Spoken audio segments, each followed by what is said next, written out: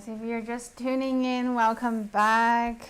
Or I guess you haven't checked in last weekend, then welcome to my YouTube live. We'll be starting very soon.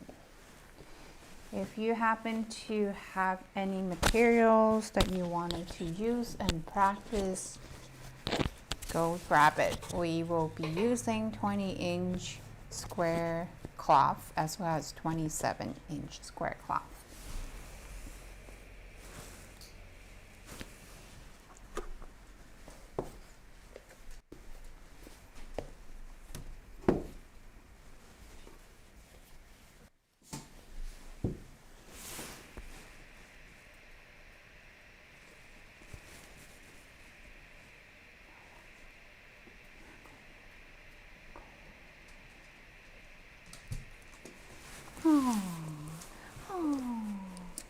My little doggy needs to go walk, but Daddy's gonna go walk you, okay? Yeah, little Shadow? Do you want to say hi to the camera? Alright, we're gonna get started. So, Shadow, do you want to go walk with Daddy? Alright, go Daddy. Go walk.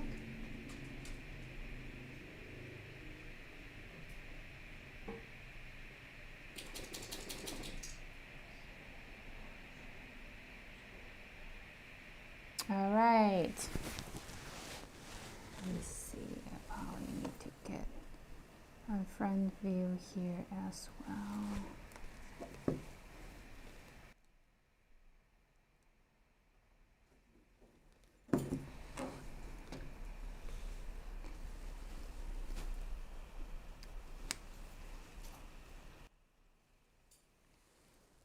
All right. Here we go.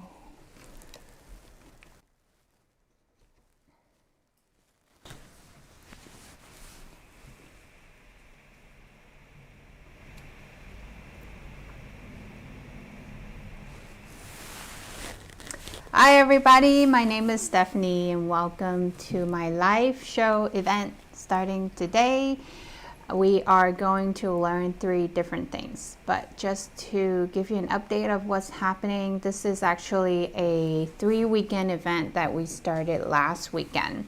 It's a live event where we teach you how to do Furoshiki gift wrapping for 3 weekends up to the weekend before Christmas. All right, just to make sure everything is all right. So anyway, so last weekend we had learned 6 different Furoshiki techniques and as well as 1 little origami bouquet. Today we're going to learn 3 different Furoshiki wrapping techniques, as well as tomorrow you'll learn 3 separate different ones. So if you wanted to check out our previous episodes to learn about the other styles, you can check under our YouTube library or as well as our Facebook library page. You'll see our previous recordings and videos from the past. All right, so I'm just going to switch over to my close-up view here. So today you'll be learning this techniques. It's a flat square box with a little handle. Actually, maybe front view is better. Yeah, so square box with a little handle on top, so you can carry it or even put it on the Christmas tree if your Christmas tree can bear the weight. And then the next style we'll be learning is this little carrier slash gift bag where you can place your gift inside and then turn it into a gift bag. And then after the receiver open the gift, they can also wear as like a neck scarf kind of thing. Also, the fabric that we use are very soft and very durable. They can use it for other purpose, whether it's a neck scarf, a purse scarf, or headband. The ideas are out there for the receiver to decide what to do with it, as long as they use it, right? So that's the idea of repurposing and using textile gift wrapping. And then the next style we're gonna learn is to wrap a jar with a little handle. It started turning actually. We will turn it back. Yep. So this one also has a little handle. The idea is very similar to the box where you place the bottle inside. It overlaps, but this one is a jar. So like if you have like a special cookie mix that you like to give out as Christmas or holiday gifts to your friends and family, that would be a good idea to use a jar and gift wrap it. And then the person who received the fabric obviously can either reuse it to the next person or they can wear it as their own accessories. All right, so we're gonna switch over to our little slides that we have put together. Actually,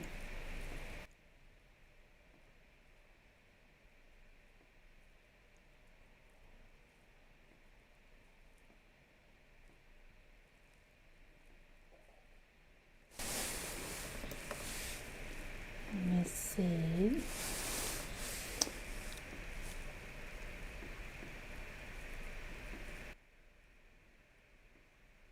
Oh, here we go. Sorry, that screen actually didn't pop up. Now it is showing. And looks like the box is a little bit too big.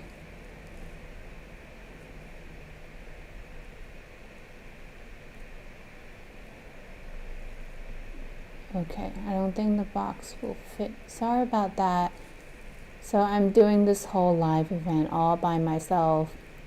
It requires a lot of technical things to just hook up wires, getting all the cameras, different views set up, having a presentation, having a ticker. There's a lot of layers put behind a video production, and I really appreciate whoever's out there doing all these awesome presentation online, live streaming, how much work they have put in to allow us to enjoy it free, whether it's free or, you know, if it's a huge production. Obviously, fashion show, right? Think about fashion show.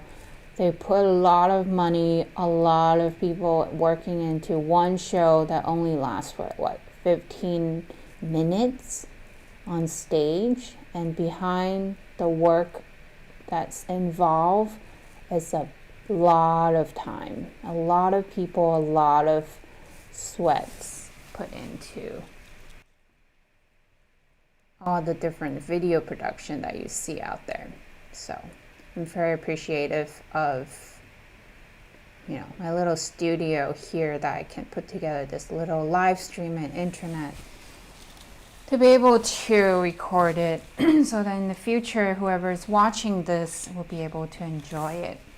All right, so here's a PowerPoint. As I mentioned, my name is Stephanie Ebb, and I'm the founder of my brand Sutaibu.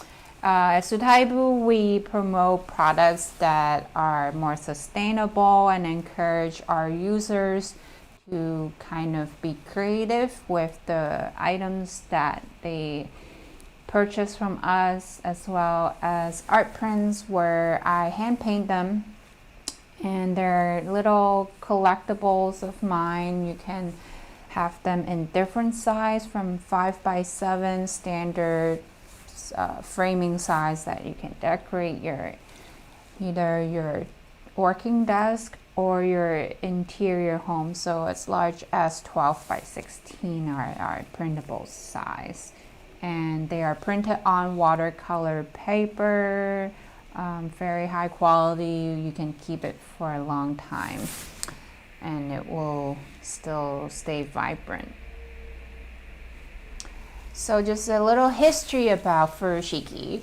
If you have not heard of Fushiki, Furoshiki is actually a Japanese cultural technique or cultural art, I would say, dated back a long time ago, at least more than 1,000 years ago. So it's not something that I have invented. It's actually something that the emperor level, the people who had a lot of money or have accessibility to fabric, because back then when fabric first came about, fabric as in textiles, is actually a luxury item, where only people who has the money, or like if you're the king or the queen or emperor, you get to have your hands on those type of items. And that's where they started to be creative with the available yardage that they can use and turn it into gift wrapping, actually. So then you don't waste, using just one-off purposes for items that's laying around. Usually back in the day, I think people are very sustainable. They try to repurpose things that they used and try to be creative in different ways. You can use one item instead of having one item have one purpose. So that was actually the idea back in the day, where from the higher up level of upper class people, I would say. And so when fabric became more accessible, people started to adopt that same technique in their daily life. As you can see on the bottom, those are more common people carrying items, transporting goods, and traveling within their little country. Actually, Japan is not that small, so if you think about it, it's a long island, right? And you travel with train. Back then, I guess airplane wasn't invented, so they travel with train or bus. So they do need to haul a lot of things, and having furoshiki actually was their idea of transporting goods and being able to wear it on their body and tie it as a bundle, easy to carry for them. And back then, obviously, there's no suitcase, luggages, zippers, snaps. Those are things that later on people started inventing, right? And plastic snaps, those are when we have the material of plastic, we started to be creative with the material. And up to today, we're using plastic bags because of the convenience, and we have so many different types of materials that we can work with. So if you think about it, plastic bag is a single use. If you use it again, you kind of do have to kind of wipe it, wash it, but it's very difficult to dry plastic bag if you think about it, right? Have you ever washed a plastic bag and have to dry it? How long will it take, right, to actually reuse a plastic bag? But at my home, we actually do try to reuse Ziploc bags. Ziploc bags are those, if you're watching from a different country, if you don't know what Ziploc bags are, those are Ziploc bags that have just zip tie on the top. And you usually, I guess people don't really reuse it, as far as I know, because you can just buy them from grocery stores and just toss them after you're done using them. But honestly, if you think about it, if you wash it and try to reuse it again, because the material, some of them are pretty durable, you can reuse them, and it can last at least a couple years, I would say, for one bag. So imagine if you toss every single bag that you use, how many plastic bags will be sitting out there and not being able to decompose.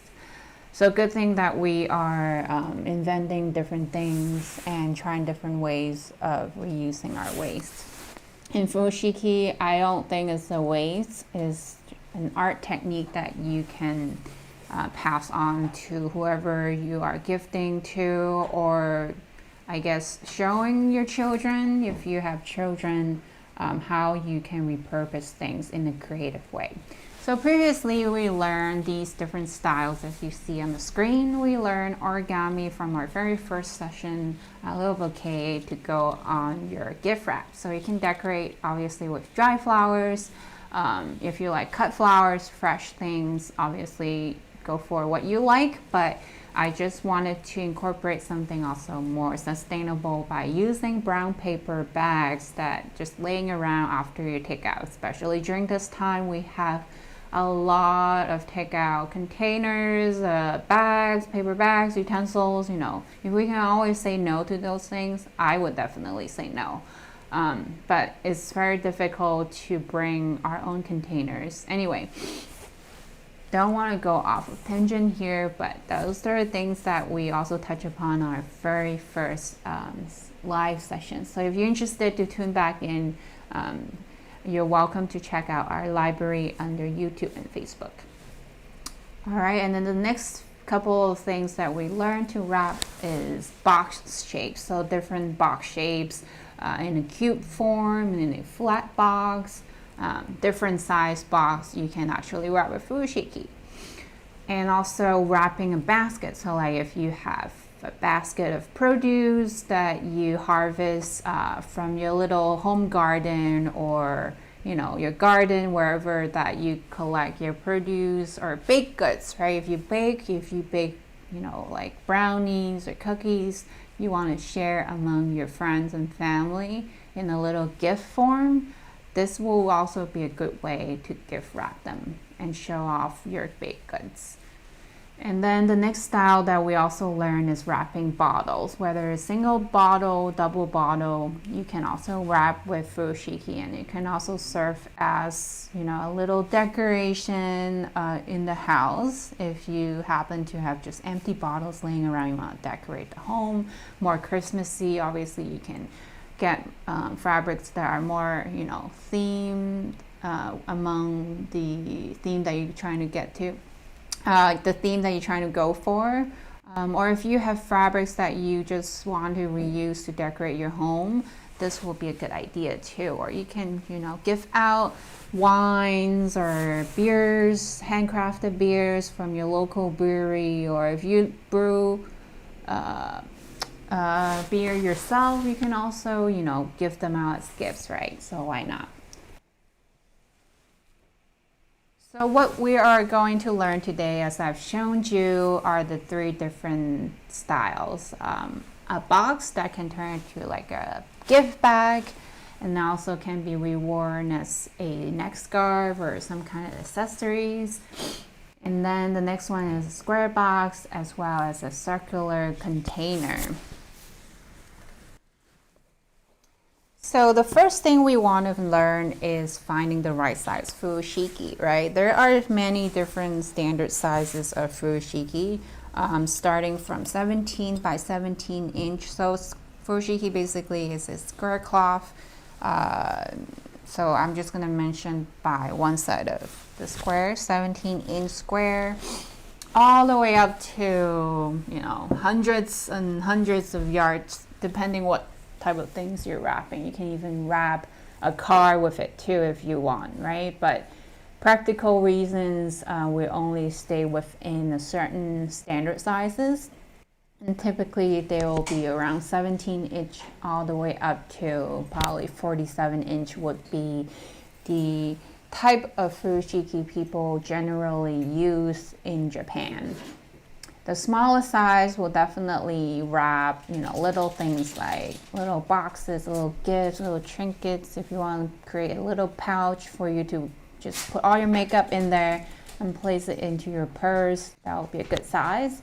And then the next size will be 18-inch, 20-inch. Those are around your bandana size. So if you want to wear as a neck scarf or like a face mask, right now we use a lot of bandanas to wrap our face mask.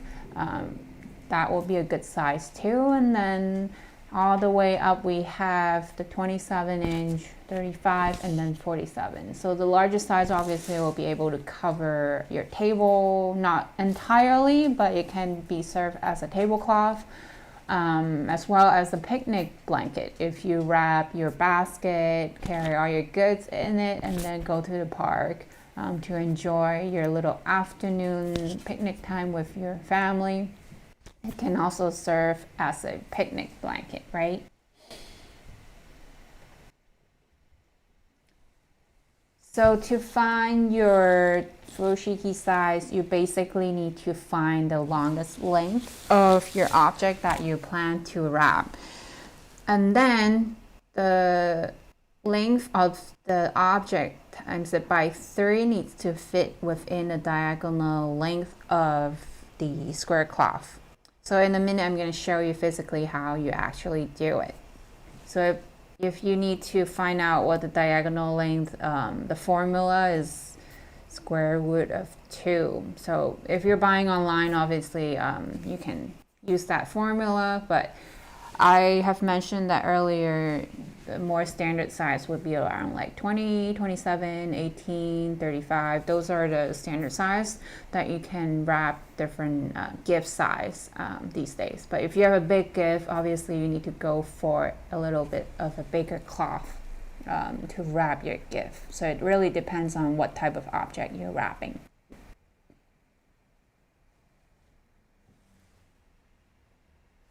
All right, so that is our slides. The next thing we're gonna start, so we're gonna start off by, I'm gonna start off by showing you how to find the right size fushiki. The first item we're gonna wrap is the jar. So what you'll need is a 20-inch square cloth. All right. If you're looking for fushiki, traditionally fushiki is made with double-sided type of cotton fabric, and I have to be honest, in the States, because this is where I'm based in Los Angeles, it's very hard to find double-sided printed fabrics that is in cotton. Usually it's just one-sided. And the reason why it's double-sided is obviously, you know, you can flip it and use it, and when you wrap the gifts, the underside won't look bad when it shows. But if you think about it, it just depends how you wrap the gift, right? If you be creative with it, one-sided fabric will be fine as well. Doesn't have to be double-sided. And as far as material goes, these days there are materials that are made out of like a polyester waterproof fabric.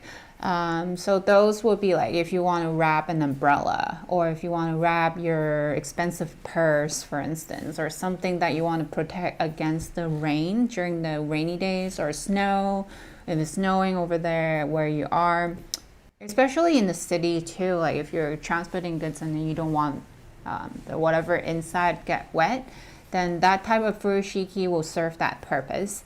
But then you obviously don't want to wear that. You can wear it as, I guess, like a rain hat if it's raining outside. But if it's polyester, usually it's not very breathable if you're wearing on your body. But then for the furoshiki that we sell at Sutaibu, we try to use a material that's more sustainable and also wearable. But then we try not to be too thick with the thickness of it, because if you want a material to be durable, usually it's thicker.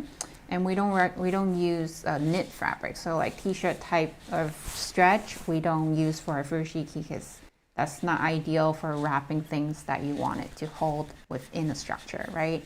So our material is made with Tencel, Lyocell, and natural material made out of tree pulps. So they're regenerated from the remainings of our nature, basically.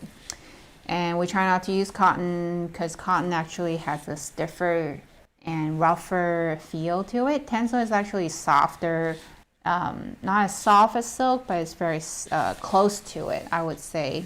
And every time you iron it, the wrinkles will go away very quickly. It's also very good with wrinkles. It doesn't wrinkle as easily. All right, so I'm just gonna go ahead and turn to the overhead view so you can see actually my table. All right, so you can see there's all my live equipment and my little coffee on the corner. Anyway, so 27-inch is my table space, just barely fitted. So if you see 27-inch, I'm not gonna be able to fit the whole screen. But diagonally, right, if we were to measure out the diagonal space, and be able to place your item in the middle.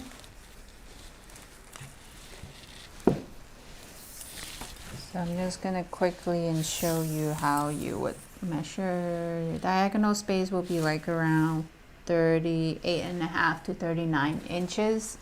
And when you place your item, you want to make sure you find the longest height first.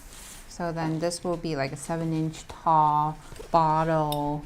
And if you're not sure which size longest, obviously measure out every single size and then you can find out the longest length, right? And then when you have that measurement, when you times it by 3, so that's 7 times 3 will be 21, has to sit within the diagonal length of your fabric, right?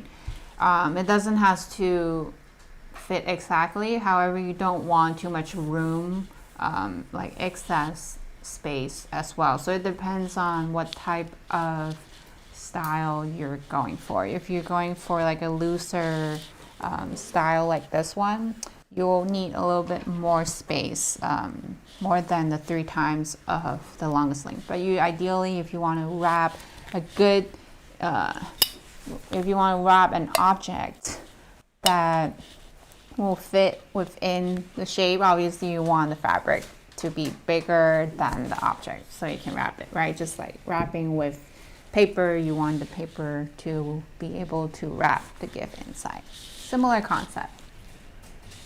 All right, so we're gonna start wrapping the bottle today. So since it's already kind of measured out and the style that we're wrapping has a little handle, we will start by placing the bottle right in the center. Let me see if I can, actually it doesn't fit because my working space is not big enough. Anyway, what you would do is, so for the bottle wrap, actually you don't place the object in the center yet. This is a wrap where you actually fit the item inside an opening of a little pouch that you're going to create with your furoshiki. So what we're going to do here is turn our furoshiki diagonally, and then you're going to overlap your furoshiki here at an angle, so it creates a triangle here. All right, and then what we're going to do next here is to, okay, so now you can see it. What we're going to do here is to find the middle length of this side of the triangle. So it'll be around this area. Just kind of eyeball it, right? And then once you know where that is, go ahead and fold in a little bit so you can have a tiny little strap area here to wrap your first knot. So this is what you're going to do, is wrap a knot.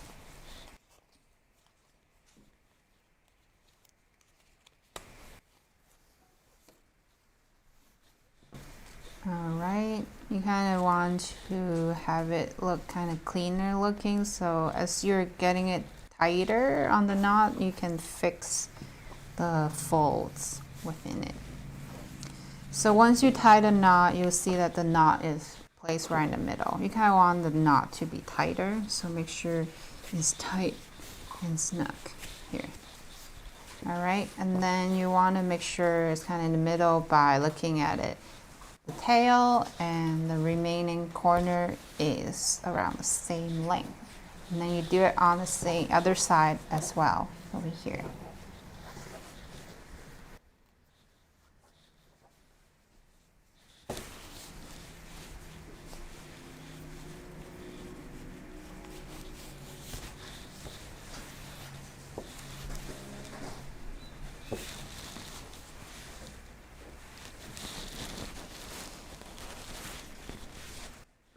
All right, once you have the knot, you basically is almost done. Let me see. Okay.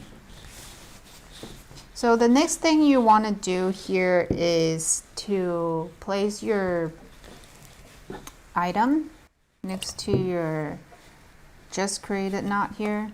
And make sure that the height, the longest length of your object will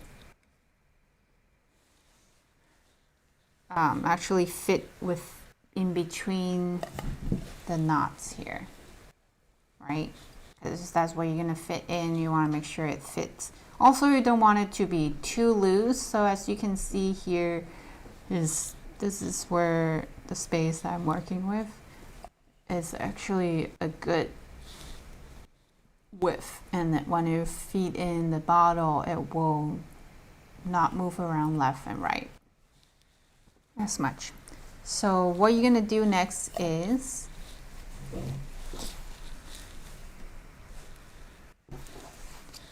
you're gonna open up your little flap here, right? Because you just created a little pouch, and you kind of want to open it up a little.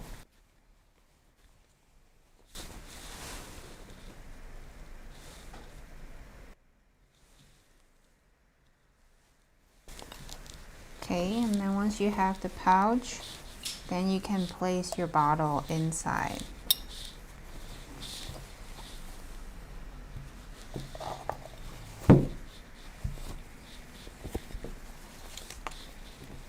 Again, if you need to practice before you start doing this, so your inside item don't break, you know, always practice before you actually wrap it.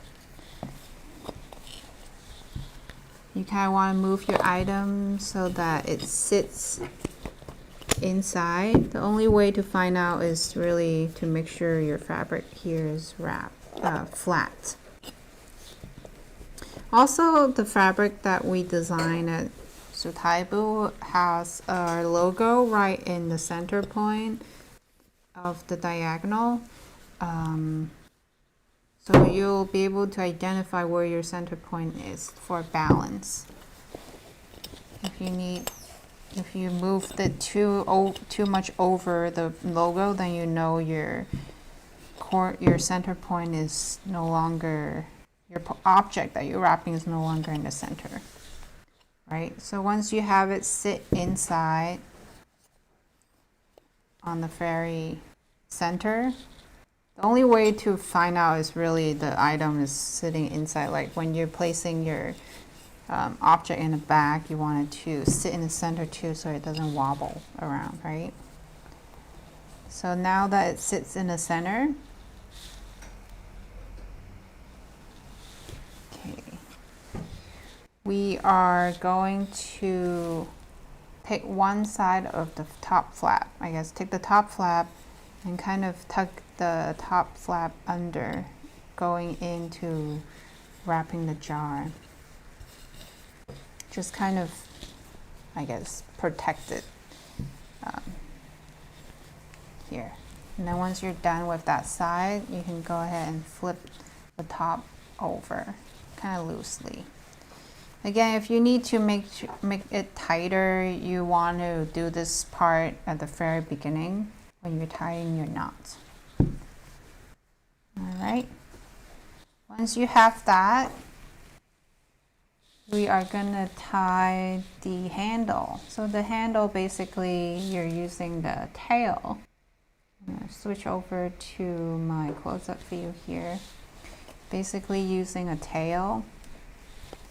So again, if your bottle is not sitting in the middle, it's very hard for you to find a balance here.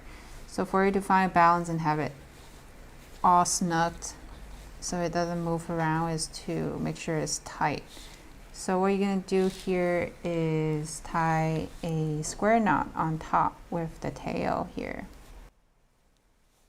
The square knot basically is a knot that overlaps in a different direction when you tie the knot. So you have the tail, let me see if I can show you better on the overhead. You can have the tail left over right, right? And then use the same tail to tie left and then tie right over left. So then when you untie it, or whoever you gift it to untie it, they don't have to fuss around with the knot. However, if you're making this a handle, you kind of want it to be sturdy. So maybe a square knot may not be sturdy enough. So then it depends on the weight, right, of the item. If it's a very heavy weight, then you kind of want your knot to be sturdy. So then in that case, you'll do a dead knot. All right, so once you have the knot, make sure all the stuff are in position. All right.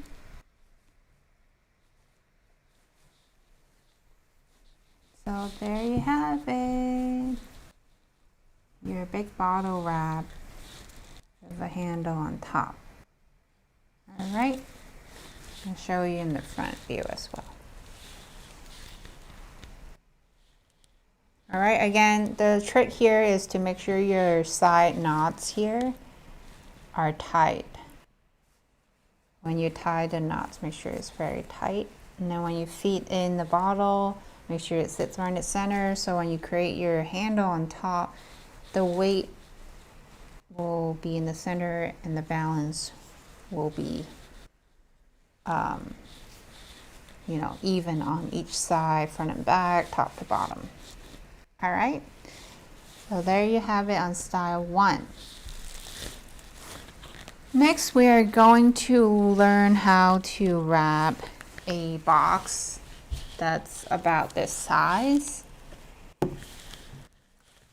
And again, I'm going to show you how to find the right size furoshiki.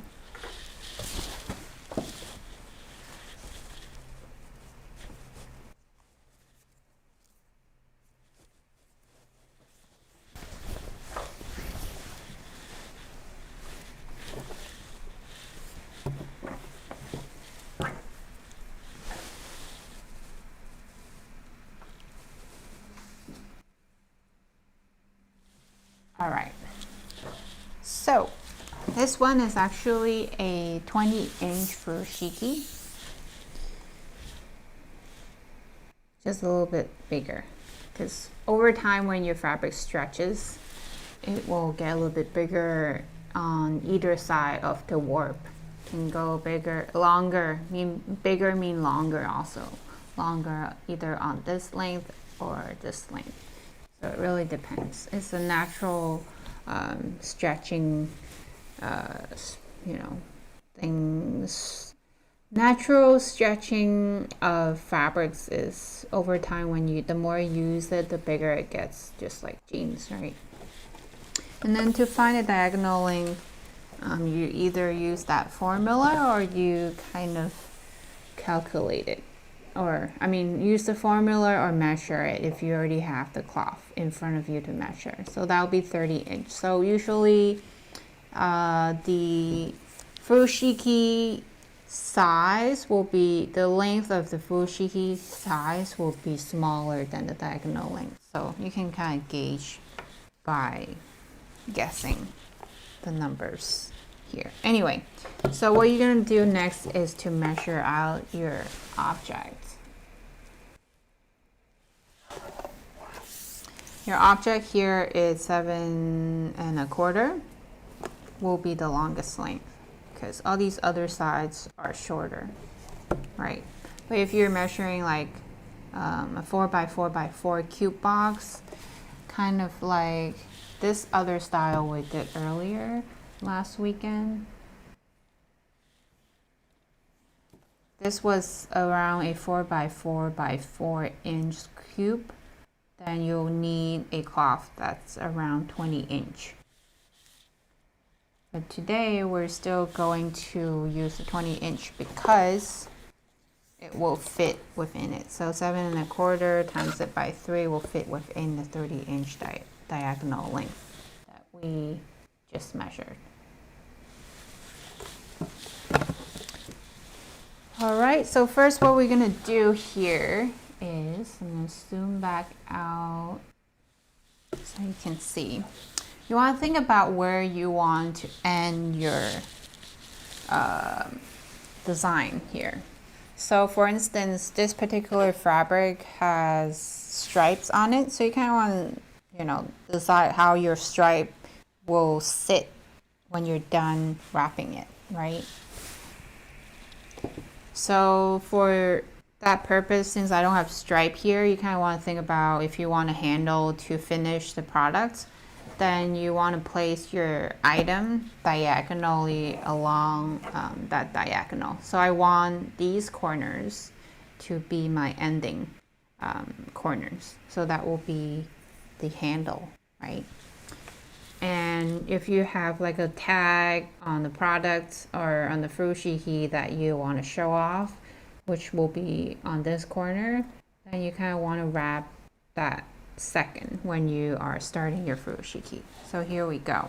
What we're gonna do here, oh actually this is a different wrap. So when you do your diagonal wrap here, you do a crossover. So basically it's just a knot here. Square knot. Again, if you do a square knot, is left over right and right over left on the same tail. All right. So once you have this square knot, make sure it looks kind of neat too. Like the whole process of doing Fushiki is to make sure it looks neat. If it looks sloppy, I don't think the receiver will appreciate it. Just like when you do paper wrap, you kind of want it to look neat too. So, but fabric has the idea of having drape and the gathers and look nice. As long as your fabric is, you know, not wrinkled, then it will look nice. Always iron it before you start wrapping. All right, so here's my tag. If you have any other tags you want to attach to it, you can also wrap it around your knot. So slip it under, have your little tag there to identify who's who, right? If your wrap is all the same. Fabric wrap is all the same. So the next step here is to, oh actually this wrap is not long enough. So you see how the handle over here is only approximately the width of the box? That means you won't have enough fabric to create that long handle I was going for, or does it? It kind of does, but then it doesn't have that loose handle shape here. So actually you do need a 27 inch. I think that's what I use on this demo. Yeah, I actually used a 27 inch on this one. Sorry about that. But I'm just going to show you the idea of it. So basically when you have a longer end to tie your handle, then you can have a longer handle. But now it's fine too. We can still create a little tiny handle. All right, so first thing you want to make sure is that you grab your middle point place your knot right in the center, right? Make sure it doesn't move around because it tends to move around with fabric. Find the corners, place your hand on top of the box to anchor it down so it doesn't slide around. And before you lift the corner, you kind of want it to warp around the box, so then you can have this clean little edge on the side, and then do the same thing on the other side while you are holding and gripping onto your tail, right? Kind of want your box to sit in the center, look nice and neat too. So the trick for this particular style is to make sure the corners are clean and your knots are holding the object within it tight and close. All right, so once you're ready, you have your little corner fixed. If it's not, then you can go in to fix it before you actually tie the knot. Just like in life, when you're about to get married or someone proposed to you, or if you're dating and thinking about whether that person is the right fit, you kind of need to make sure they're the right person before you tie the knot. All right, so once you're ready to tie the knots, it's the same thing. You have a tighter grip now, then all the things will be in place.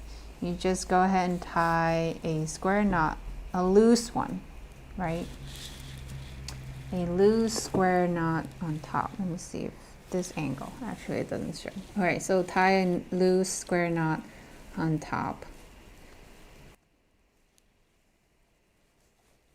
Again, if your object is very heavy and the box is very big, obviously, and you want to use this handle as a actual handle to carry around outside, you do want your knot up here to be sturdy. So do a dead knot if you have to, but recommended to do square knots so it's easier for the receiver to kind of untie it.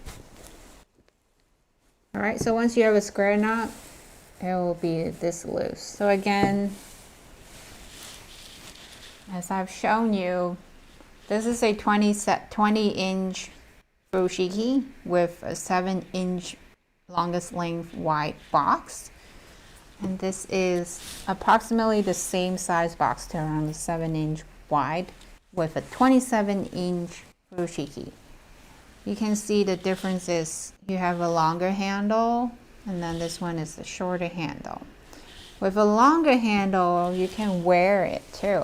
So you can like wear it as a bag. Or if you have like a bundle of gifts that you need to carry to your car, or like if you're going to the subway to deliver or going to a party, or you can also carry them like this, just like a bag, right? And then you can even, I think some people do it this way too, like they put 2 bags together. So you have a 1 bundle gift wrap. And then if you need to add, the bottle you just wrap, it's actually coming apart, so I'm not gonna fuss with that, but you get the idea. All right, so that's the second style. And we have 7 minutes left, so I try to keep our live to be within an hour so you can learn all the different things within an hour. If you need to come back to it, obviously, again, go back to our YouTube or Facebook library to check out our recordings. So the last style is very simple. The technique is very similar to the previous 2 styles that you just learned. This particular style is with a 20-inch square cloth. Obviously, you can go with a smaller square cloth. The object inside will be smaller. So this one has a little twist on the side, twist up, and then it creates a little handle. And then it can go on a Christmas tree or anything that you want to hang on to. It will look nice too. So just imagine, like, it doesn't have to be a box. It can be anything too. Like if you want to have some kind of decorative jar, for instance, like put flowers or something, this actually will work too. However, just the middle part wrapping will be a little bit different if you want to create an opening on top. But I'm gonna dive into it because we don't have a lot of time left. All right, so I only have 1 of these boxes, so I'm gonna go ahead and steal this box, or just kind of unwrap it so you can see how I did this particular wrap.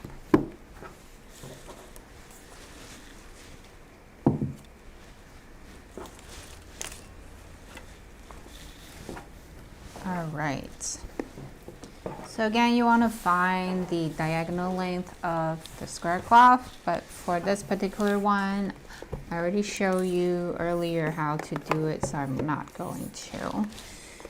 This box is about 4.5 inch in length, the longest length.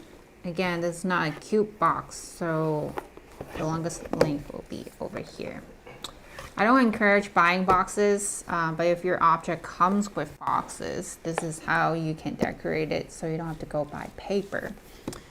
And if you want to use reusable boxes, this particular one I use is a collapsible box. So I got it from the Container Store, very nice, and I just get them for demo. I usually don't get boxes for any gifts. Try to be creative with how you wrap things, right? So what you're gonna do first is to place your item in the diagonal side. So you wanna also think about how you're gonna finish your product. You want your tail end again to be sitting along the diagonal of the corners you're gonna finish with. And then you wanna think about how you're going to finish the center part. So first you're gonna fold the bottom corner over. And what we're trying to figure out here is to also make sure the corner of your top finished corner here sits above the bottom of this box here, right?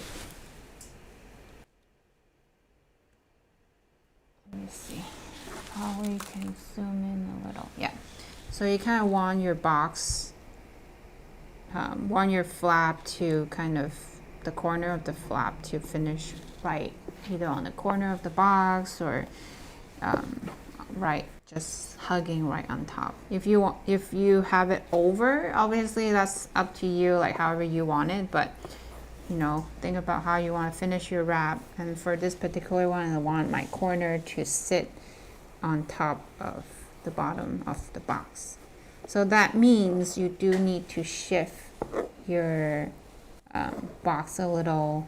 Instead of placing it right in the center, you want to have it kind of shift to the top, and that also means you need to wrap the corner on the bottom corner first. So once you find a placement of your box, so it will look like this actually. So it's towards the top actually. This is the middle point here.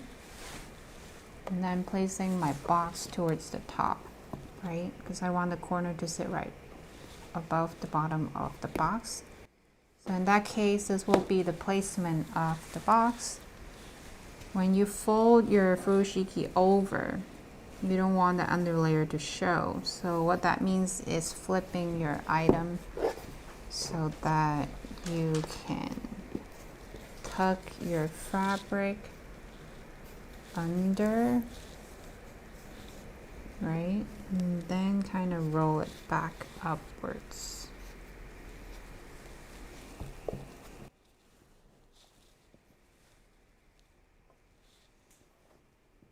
Right?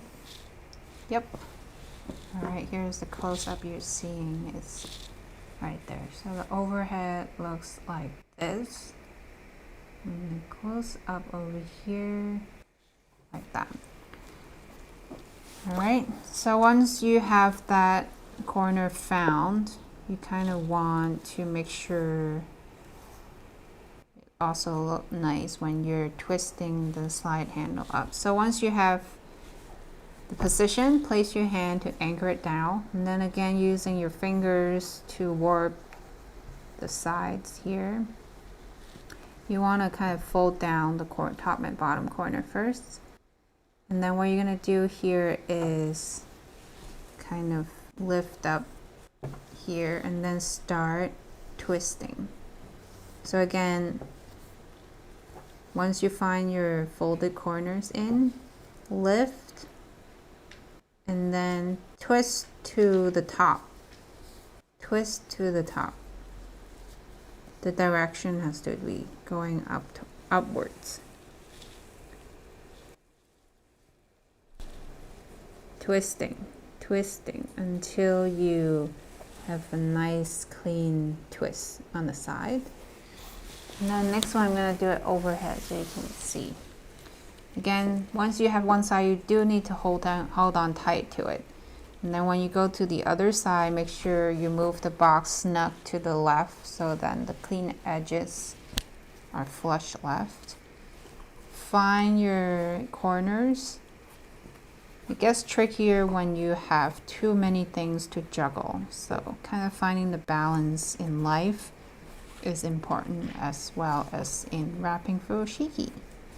All right, once you have that, again, you twist, twist, twist, twist towards the top, tightly, tightly, tightly,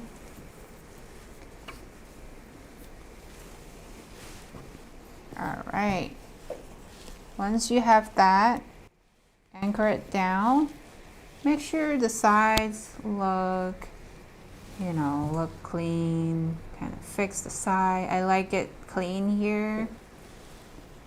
Also, this side looks pretty neat. All right. So now I'm ready to tie my knot right there. Square knot is okay right here because this particular size box probably won't hold a lot of heavy things.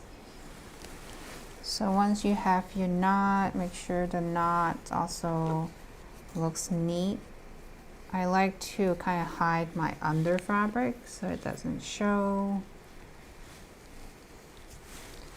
All right, so there you have it. Now you can hang it on the tree, hang it on wherever. If you want to hang it on a hook to give a surprise to someone, maybe that person don't even know it's a gift anymore once you put it on, right? Anyway, so that's just an idea for you to gift wrap different Furoshiki styles as a gift bag, as a little gift box wrap, as well as the jar we did earlier today with a handle. This one actually kind of came loose as I was moving it away. All right, also last week, just want to touch upon what we taught, what I taught last week was learn how to wrap a little jar. This size is a champagne tester, but if you're doing a wine bottle, it will be a lot bigger. But the idea is you'll be able to wrap and then have a little flower in the front. Very fun decoration especially after you use the bottle. You can decorate home. And then we also learned how to do this box last weekend. So again, every weekend the Fushiki wrap is a little different. Today is Saturday, so tomorrow we have another live session where we're going to learn 3 different styles. What kind of styles? I'm not going to review it today. I'll show you tomorrow. So tune in if you're interested. Sign up RSVP on our website and you can get a reminder once you sign up. And that's our little shadow, and that's my husband, Brian. Say hi. The camera's right here. Hi, Shadow. If you watch our other YouTube videos, you probably see Shadow showing up here and there also. So thank you for watching. If you're watching a recording, thanks again for watching. If you're watching towards the end of this video, obviously you're very interested in learning this technique. Thank you so much for watching. I hope you learned something today and get to pass on the tradition to your friends and family this holiday season. I'll see you later. Bye.